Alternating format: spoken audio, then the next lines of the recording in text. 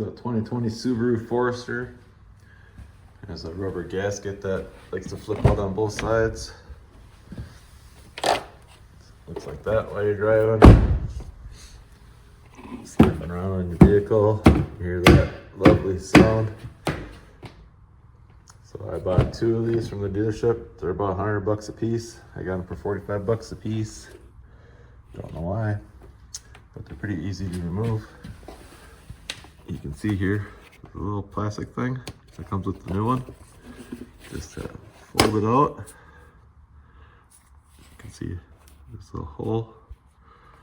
You gotta remember, there's a left and a right side. They don't come one size fits all. But you want to get this, pop this out on both sides. Show you the part number here in a second. I took this one off. As you can see, something you can do in the meantime while you're waiting for your part is that when you set this in here, pretend it's still hooked up. You can't really tuck it in until I close the door, but you can close your door and just tuck it back in the crease. Whatever, it won't fall out. And it might come out eventually, but as soon as you open the door, it always falls down. So next I'm gonna pop this plug out. Show you the part number quick. Here's the left-hand side. LH 6352 6SJ010 for your left-hand side. Certified OEM Subaru parts. And here's the right-hand side. 6352 6SJ000. So the 10 is the left, the 00 is the right. And I'm gonna pop those plugs out and get these installed.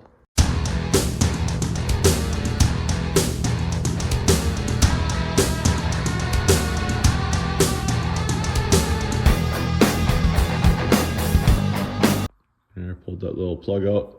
It's just this little guy. And as you can see, the new one has one in it that you'll snap in first. And you can see the old one, how it has the arch.